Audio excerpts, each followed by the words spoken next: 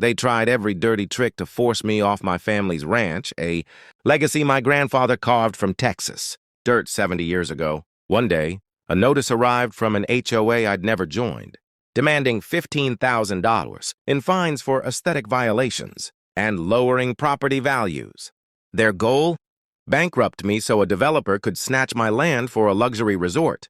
They picked the wrong fight. A former Green Beret doesn't fold when cornered. He strikes back with precision and grit. Drop a comment below with your state. These land grabbers might be eyeing your neighborhood next.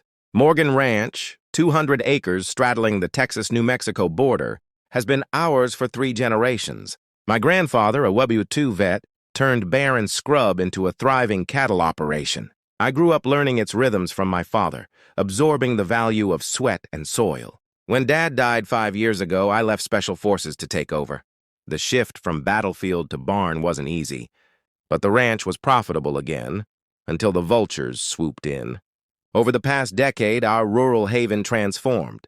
Farmland gave way to upscale subdivisions and golf courses for rich retirees. Golden Horizon Development Corporation bought up nearby properties, pitching luxury countryside living with million-dollar homes. They offered to buy my land, each bid higher, but I refused. This ranch isn't just dirt. It's our history, etched in every fence post. One scorching June day, a black Mercedes rolled up my drive. Vivian Grant, president of the Evergreen Valley HOA, stepped out, pristine despite the 100-degree heat. "Mr. Morgan, we need to discuss compliance issues," she said, handing me a portfolio of official-looking papers. Over coffee, she claimed my ranch was now part of her HOA, hit with $15,000 in fines for violations, like livestock and unauthorized structures. I'd never signed up for any HOA. When I demanded proof, she promised documents but warned of escalating fines. My neighbor Peter Wilson smelled a rat. "No HOA out here, Hank. Something's off." At the county records office, I learned Golden Horizon had registered a sham HOA, illegally including my land. My sister Sarah, an Austin attorney, confirmed it was a scam to exhaust me legally. That night, I found a surveillance camera on my gate and spotted a drone overhead. They weren't just bullying, they were invading my privacy, waging psychological war. I secured the camera in a lead-lined box and hid it in an old barn. If they wanted a fight, I'd use my training in counter-surveillance and tactics to outsmart them. The harassment escalated. My water was cut off for a pipe inspection. My name appeared on a credit default list, blocking equipment purchases. A woman, Amanda Reed, Golden Horizon's assistant, scared off my customers with fake safety violation claims. Someone sprayed herbicide on my pasture, poisoning my herd's grazing area. Suppliers ghosted me, repairs stalled, and my cattle broker nitpicked paperwork.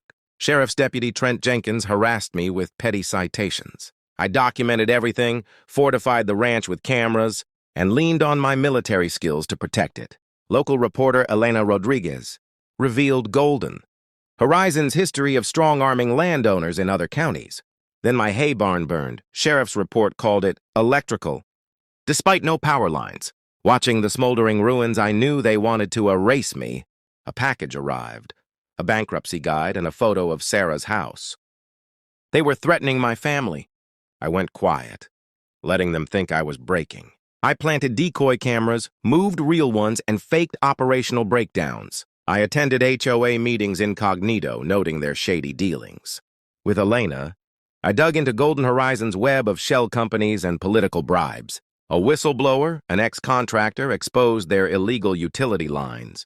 My old military contacts traced their surveillance gear to a shady Nevada firm. I set a trap, leaking a fake letter about selling to an oil company. Within 48 hours, a panicked councilman visited and drones buzzed my land.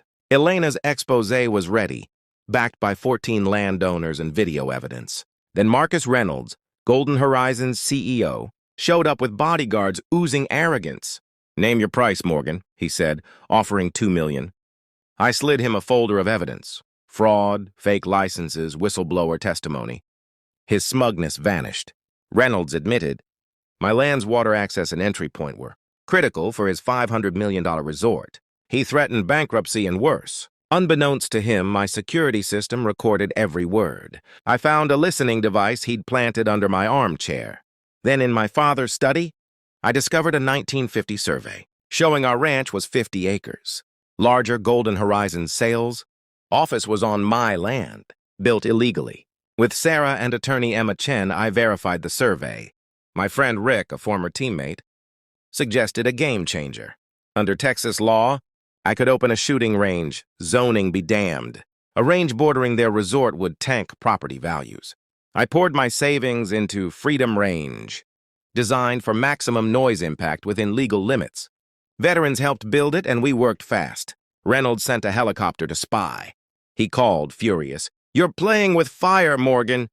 I hung up, warning him of federal consequences. The ATF investigated a false weapons complaint but found us compliant. Elena's report gained traction, exposing Golden Horizon's victims. At the range's soft launch, gunfire echoed to their model homes. Buyers backed out. Golden Horizon sued for nuisance, but my permits held.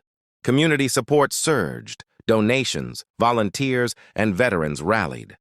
I fed false intel through their bug, hinting at a tactical training expansion. Investors panicked, pulling funds. Sheriff Mitchell and Vivian tried a stop work order, but Emma's lawsuit and my airtight permits shut them down.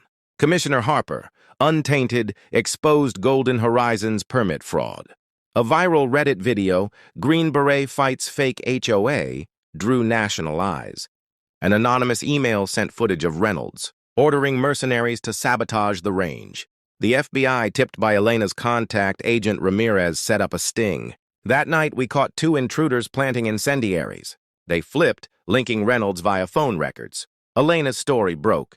CEO implicated in arson plot. Golden Horizon stock crashed. The FBI raided their offices, uncovering fraud across states. At the sting, Reynolds, Mitchell, and Vivian walked into FBI custody. Reynolds' threats were recorded. He, Mitchell, and 14 others faced racketeering and arson charges. The 50 acres were returned, and their resort project died. I built Liberty Grounds Training Center on the land, offering veteran-led survival and agriculture courses. Elena's documentary, Land Taken, inspired a movement. The Rural Property Rights Alliance grew, helping landowners nationwide. One spring, families saved by the Alliance visited. A mother from Colorado said, "You gave us courage." Morgan Ranch became more than a place. It was a symbol. Freedom Range thrived, with veteran programs and community classes. The Harper-Morgan Act spread, closing legal loopholes. At a Founders Harvest Festival, kids played where a resort was planned. My daughter asked if Grandpa would be proud. "He'd be proud of us all," I said. This fight wasn't just for land. It was for legacy, truth, and the right to stand unbowed. Thank you. Watching my video, keep supporting me and share this video.